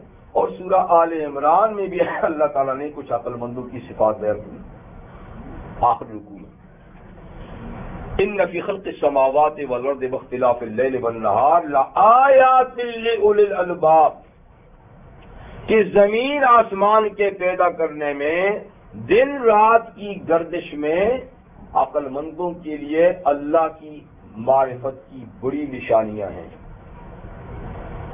پھر وہ عقل مند کون ہیں؟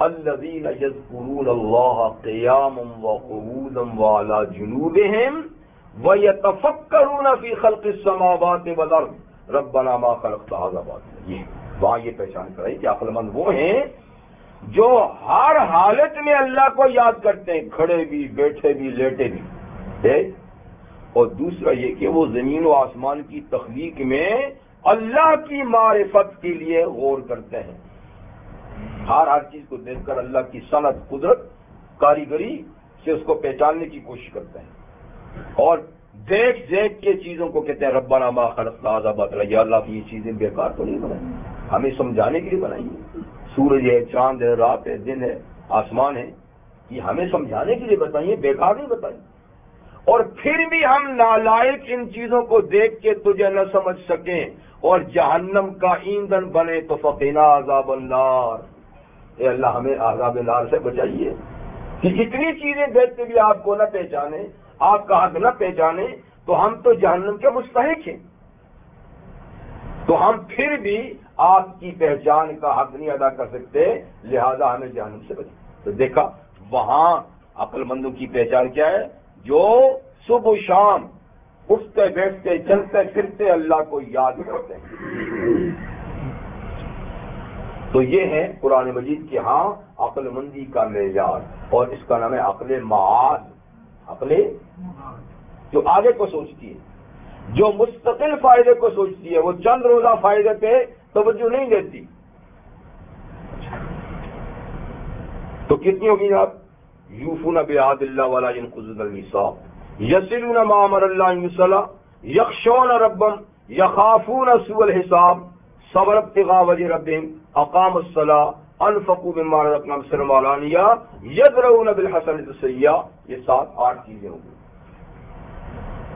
اب اللہ ان کا نتیجہ بتاتے ہیں، رزلٹ، اولئک لهم عقبی الدار، ان لوگوں کے لیے اچھا انجام ہے دار آخرت میں، دار سے دار آخرت مراد ہے، یعنی آخرت کا جو گھر ہے نا اس میں اچھا انجام ان لوگوں کا۔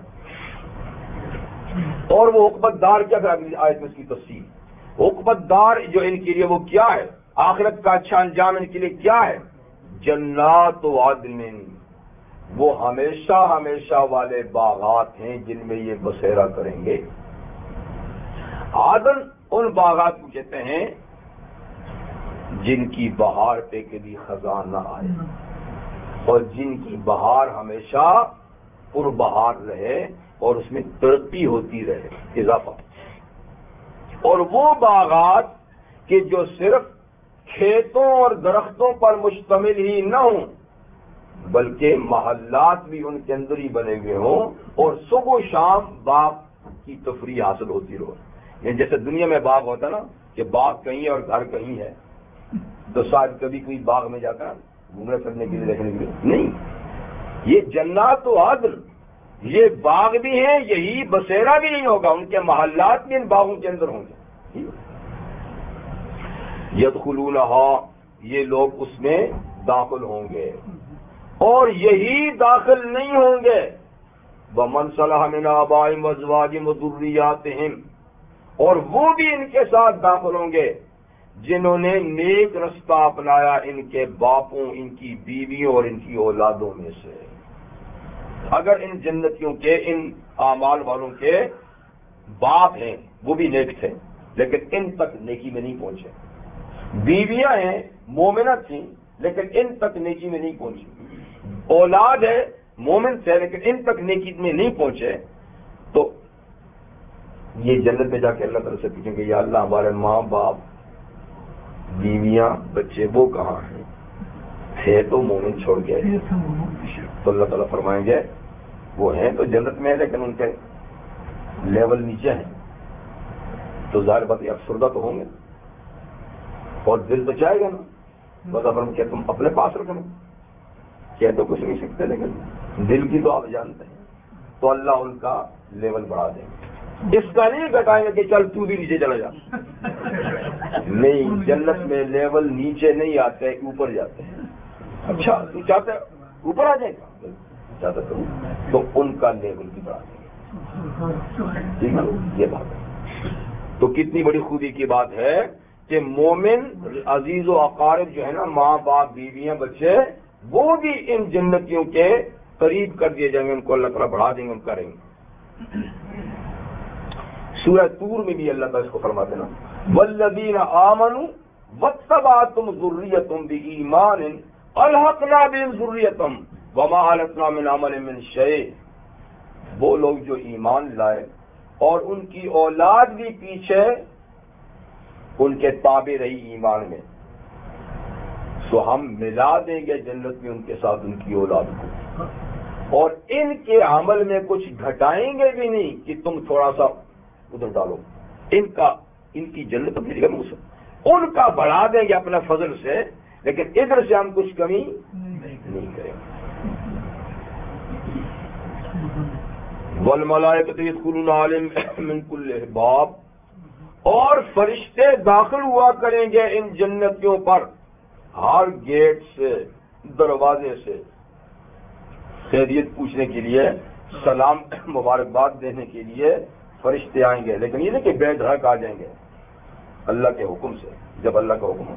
کیونکہ کبھی کبھار ایسا بھی ہوگا کہ اندر آنے کی اجازت نہیں ہے, وہ کسی خاص حال میں ہے, تو یہ نہیں کہ فرشتے آ گئے سلام کرنے کے لیے.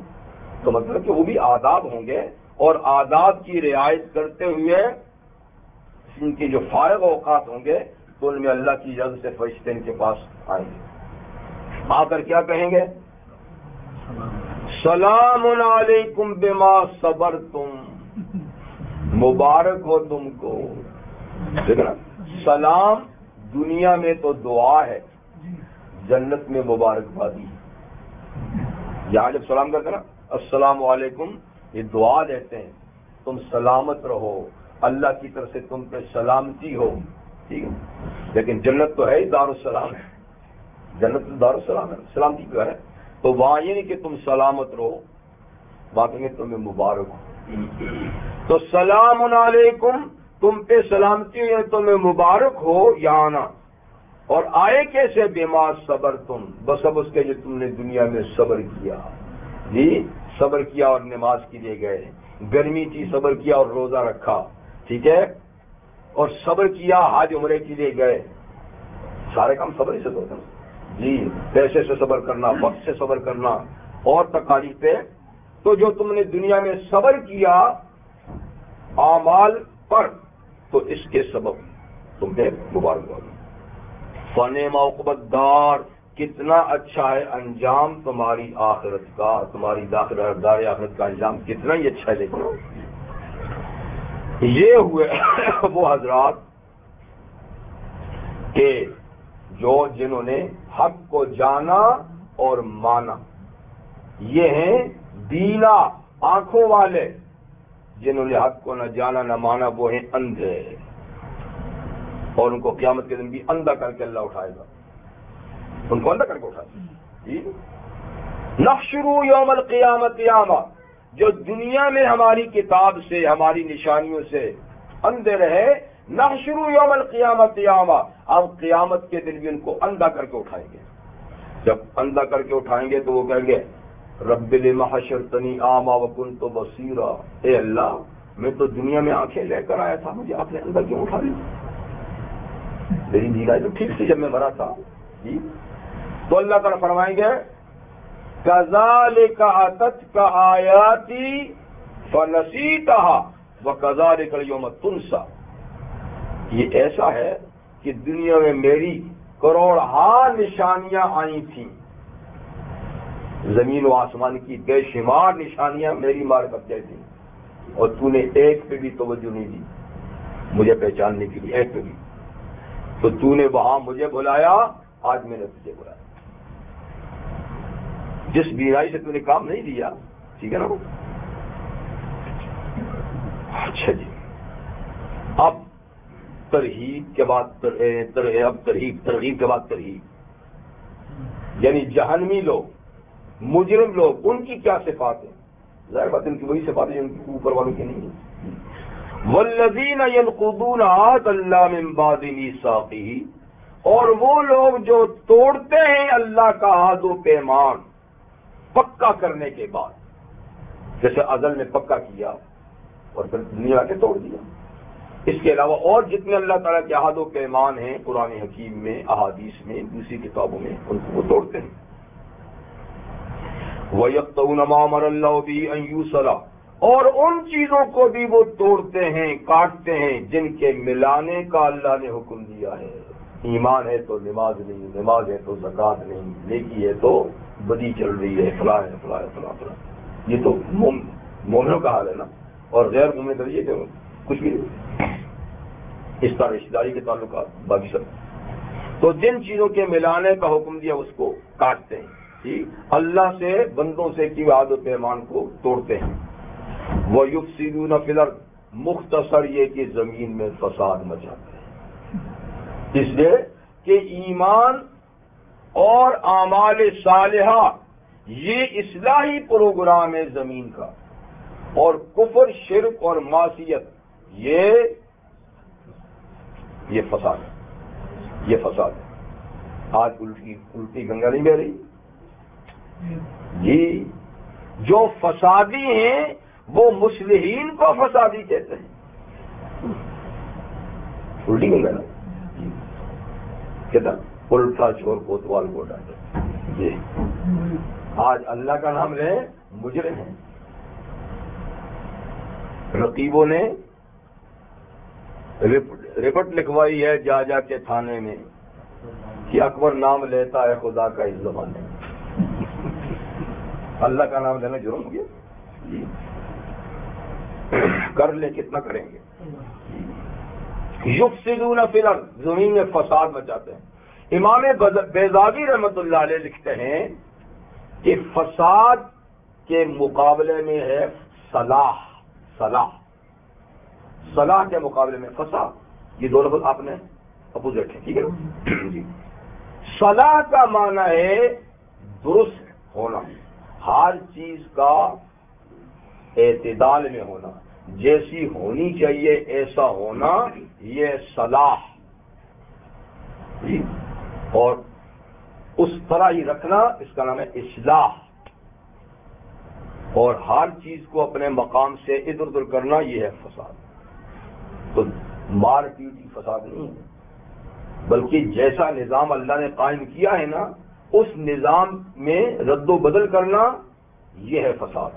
قرآن کی اصطلاح میں یہ فساد ہے، دنیا کی اصطلاح میں کچھ بھی ہو۔ تو یفسدون فی الارض کا معنی کفر، شرک، معصیت، رسم و رواج پہ چلنا، شریعت پہ نہ چلنا، اللہ کے قانونوں کو توڑتے رہنا، اپنی مرضی کے مطابق بنانا، اسلام کو جی حالات کے مطابق بناؤ، یہ نہیں کہ حالات کو اسلام کے مطابق بناؤ۔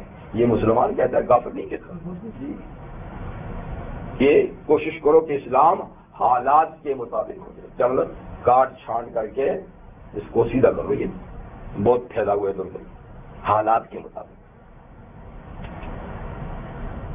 تو چلیے اس کو حالات کے مطابق بنائیں گے نا، تو پھر حالات ٹھیک کیسے ہوں گے؟ یہ نہیں کہ ہم کو اسلام کے اللہ تو فرماتا ادخلوا فی السلم کافہ، اسلام میں پورے داخل ہو جاؤ۔ کہتا ہے تو بڑا ڈھیلا ڈالا ہے، کاٹ کے ذرا چست کر لو اس کو۔ ہم تو یہ پورے میں نہیں داخل ہو سکتے ہیں، تو اس کو اپنے اوپر فٹ، تو وہ کبھی فٹ نہیں ہوگا تم پر۔ تو یہ فساد ہے، اللہ کی معصیت، نافرمانی، کفر، شرک، اللہ کے قوانین کو توڑنا، یہ جو کچھ دنیا میں ہو رہا ہے فساد ہو رہا ہے، فساد۔ تو یہ لوگ جو ہے نا مختصر یہ کہ اولئک لہم اللعنہ، ان کے لیے اللہ کی پھٹکار ہے، اللہ کی رحمت سے دوری ہے۔ لعنت کا معنی ہوتا ہے اللہ کی رحمت سے دور ہونا، تو ان کے لیے کیا ہے؟ لعنت ہے، اللہ کی رحمت سے یہ دور ہے۔ سورہ ہود میں گزرا وَأُتْبِعُوا فِي هَٰذِهِ الدُّنْيَا لَعْنَةً وَيَوْمَ الْقِيَامَةِ، دنیا میں بھی یہ لوگ جب دنیا سے گئے تو اپنے پیچھے لعنت چھوڑ گئے، کہ جب بھی ان کا ذکر آتا ہے تو کہہ رہا فلانا ملعون تھا، ابو جہل ملعون تھا جی، شیبہ ملعون تھا، انہوں نے حضور کے ساتھ یہ کیا، مسلمانوں کے ساتھ یہ کیا، فرعون یہ تھا، نمرود ایسا تھا۔ تو دنیا سے جب گئے تو پیچھے لعنت چھوڑ گئے، اور دوسری طرف نبی جاتے تو علیہ السلام صلی اللہ علیہ وسلم، صحابہ گئے تو رضی اللہ عنہ، نیک لوگ گئے تو رحمت اللہ علیہ، وہ چھوڑ گئے، اور یہ لعنت چھوڑ گئے۔ وَيَوْمَ الْقِيَامَةِ، اور قیامت کے دن بھی ان پہ لعنت برسے گی، وہاں بھی جب ان کا تذکرہ گا وہ ملعون پھر رہا ہے، وہ فلانا ملعون ہے، فرشتے بھی لعنت کریں گے، اور اللہ کی طرف سے بھی اور مومنوں کی طرف سے بھی۔ وَلَهُمْ سُوءُ الدَّارِ، اور ان کے لیے برا گھر ہے آخرت میں۔ برا گھر کون سا ہے؟ وہی جہنم۔ بس اس کے لیے اتنا ہی کہہ دیا، آگے اس کی کیا صفات ہے، اتنا بس ہے، برا گھر جی۔ اب آذان کتنے بجے ہوگی؟ 8:27 چلیے پڑھ لیں گے بھائی۔ یہ اصل میں ایک شبہ کا ازالہ ہے، یہ آیت ایک اعتراض کا، یعنی ایک جو ذہن میں پیدا ہونے والا ایک اعتراض ہے، اس کا جواب ہے۔ وہ یہ ہے کہ یہاں تو دودھ کا دودھ، پانی کا پانی کر دیا اللہ تعالیٰ نے، مومن کی انجام ان کی صفات، کافر کی انجام ان کی صفات ذکر کر دی، لیکن حالات تو الٹا بتاتے ہیں۔ جیسے ہم بھی جب ذکر کرتے ہیں تو لوگ یہی کہتے ہیں، آپ تو کہتے ہیں ملعون، آپ تو کہتے ہیں یہ ایسے ہیں، رحمتیں تو ان پہ برستی ہیں ساری، مزے تو وہ اڑا رہے ہیں، عیش تو وہ کر رہے ہیں، دنیا میں تو وہ دن دن آ رہے ہیں، دولتیں تو ان کے ہاتھ میں ہیں، عیش کے سارے سامان۔ تو یہ پھر کس طریقے سے ملعون ہوئے، کیسے مغضوب ہوئے، کیسا اللہ ان پہ ناراض ہوا؟ ناراض ہوتا تو یہ بھوکو مرتے، یہ ہوتا وہ ہوتا۔ تو اللہ تعالیٰ فرماتے ہیں تم بھی ناسمجھ ہو، ان ظاہری حالات سے تم کسی قوم کے مرحوم یا مغضوب ہونے کا اندازہ لگاتے ہو، تو یہ حماقت ہے۔ دنیا میں کسی کو زیادہ دینا یا کم دینا، خوشحالی دینا یا بدحالی میں رکھنا، یہ اللہ تعالیٰ کا اس کائنات کے لیے ایک حکمت کا نظام ہے۔ اس نظام کو، اس دنیا کے نظام کو چلانے کے لیے اللہ تعالیٰ کی حکمت کا تقاضا یہ ہے کہ مال و دولت اور خوشحالی اور بدحالی یہ دین اور مذہب کے لحاظ سے اللہ نے قائم نہیں کی، سمجھے کہ نہیں؟ اور اس کے ساتھ اللہ تعالیٰ کی رضا ناراضگی کی کوئی وابستگی نہیں ہے، یہ ایک الگ سا نظام ہے۔ جب تک یہ ہے، جب تک یہاں پر کوئی خوشحال کوئی بدحال، یہ ہوتا رہے گا، اور یہ ساری قوموں میں ہے، کسی ایک قوم کی بات نہیں ہے، ٹھیک ہے؟ اللہ تعالیٰ کسی کو زیادہ مال دیتا ہے، کسی کو کم دیتا ہے، کسی کو بیمار رکھتا ہے، کسی کو صحت مند رکھتا ہے، کسی کو خوبصورت بناتا ہے، کسی کو بدصورت بناتا ہے. تو یہ اس جہان کے چلانے کا ایک اللہ تعالیٰ کا حکیمانہ نظام ہے. اس کے ساتھ اللہ تعالیٰ کی رضا ناراضگی کا تعلق نہیں. یہ بات صحابہ کے دور میں بھی مشرکین اور کافر کہتے تھے کہ لو جی یہ لوگ اپنے آپ کو یہ سمجھتے ہیں کھانے کو کچھ نہیں ہے، پہننے کو کپڑا نہیں ہے، پاؤں میں جوتا نہیں ہے، اور سر پہ ٹوپی نہیں ہے، رہنے کو جھونپڑا نہیں ہے، اور جی کہتے ہیں ہم کو حوریں ملیں گی، ہمیں تو جنت ملیں گے. تو حوریں تو ادھر ہیں، جنت تو ادھر ہے، پتہ نہیں کہاں ملے گا. کہتے تھے غر ہؤلاء دینہم، ان لوگوں کے دین نے ان کو دھوکے میں ڈالا ہوا ہے، اور پتہ نہیں یہ کن چیزوں کے خیال میں یہاں کو بھول گئے ہیں. غر ہؤلاء دینہم، ان لوگوں کے دین نے ان کو دھوکے میں ڈالا ہوا ہے، نقد کو چھوڑ کے ادھار کے پیچھے بیٹھے ہوئے. تو اللہ تعالیٰ فرماتے ہیں کہ یہ اندازہ ہی غلط ہے. اللہ یبسط الرزق لمن یشاء ویقدر، اللہ جس کے لیے بھی چاہتا ہے نا روزی پھیلا دیتا ہے، اور جس کے لیے چاہتا ہے سکیڑ دیتا ہے. اس میں مومن کافر، نیک بد، مرد عورت کی تفریق اللہ نے نہیں رکھی. سب قومیں دولت مند بھی ہیں، سب قوموں میں غریب بھی ہیں. کیا یہاں بھکاری نہیں ہے؟ جی میں نے کہیں پڑھا تھا 2 کروڑ آدمی یہاں خیراتی روٹی کھاتے ہیں. 2 کروڑ 20 ملین لنگر سے کھاتے ہیں. مانگتے تو آپ ہی چوراہوں میں دیکھتے ہیں. تو یہ نہیں کہ کچھ خوشحال ہیں تو سارے خوشحال ہیں، ٹھیک ہے، اور دوسرے سارے ملکوں میں جائیں دولت مند بھی ہیں، غریب بھی ہیں. مذہب کے لحاظ سے دیکھیں مسلمان بھی ارب پتی خرب پتی ہیں، جن کو دولت کا پتہ ہی نہیں جی، اور مسلمان میں غریب بھی. ادھر ان کو دیکھیے یہاں بھی ملینر ہیں لیکن ساتھ میں بھکاری بھی ہیں. تو نہ اس کا ملک سے تعلق ہے نہ اس کا مذہب سے تعلق ہے. یہ ایک نظام ہے دنیا کا چلانے کا. اللہ کسی کو زیادہ کسی کو کم دیتے ہیں. وَفَرِحُوا بِالْحَيَاةِ الدُّنْيَا، اور یہ لوگ تو دنیا کی زندگی پر مست ہو گئے، خوش ہو گئے ہیں، اور اسی کو سمجھتے ہیں کہ یہ اگلی زندگی کے لیے بھی یہی نشانی ہے. کہتے ہیں کافر ہم قیامت کو تو نہیں مانتے، لیکن تمہارے کہنے پہ قیامت ہوئی نا تو وہاں بھی عیاشیاں ہماری ہوں گی. وہاں بھی اللہ نے جیسا یاد دے رہا وہاں بھی دے گا، پہلے تو ہے نہیں. ٹھیک ہے، تو اللہ فرماتے ہیں یہ دنیا کی زندگی کا خوش ہیں. وَمَا الْحَيَاةُ الدُّنْيَا فِي الْآخِرَةِ إِلَّا مَتَاعٌ، حالانکہ دنیا کی زندگی آخرت کے مقابلے میں تھوڑا سا سامان ہے. ٹافی ہے ٹافی، بس جیسے بچے کو آپ دے دیں ایک ٹافی دے دیں تو وہ خوش ہو جائے گا، واہ کہ مجھے ساری دنیا مل گئی. حالانکہ وہ ساری زندگی کے مقابلے میں کیا ہے؟ یہ تو میں نے مثال دے دی، ورنہ دنیا آخرت کے مقابلے میں ایک ٹافی نہیں ہے. کہ نبی کریم سے فرمایا لو کانت الدنیا تعدل جناح بعوضۃ، اگر یہ ساری دنیا اپنی دولت سمیت ایک مچھر کے پر کے برابر قیمت رکھتی ہوتی تو اللہ کسی کافر کو گھونٹ پانی کی بھی نہ دیتا. لیکن اللہ کے یہاں اتنی بے قیمت ہے تو اسی تھوڑی سی دیر تم کیوں ناراض ہوتے ہو.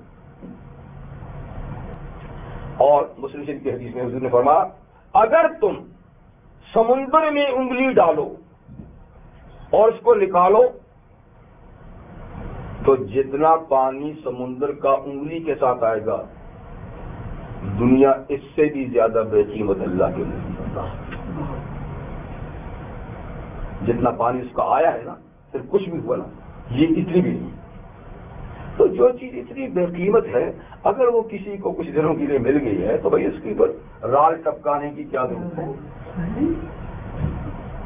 کیا کریں، ہمارے نزدیک یہی کچھ ہے. ہم بھی اسی کو سب کچھ سمجھے ہوئے ہیں اور ہمیں آگے کی فکر نہیں ہے. سبحانک اللہم وبحمدک اشہد ان لا الہ الا اللہ استغفرک و اتوب الیک.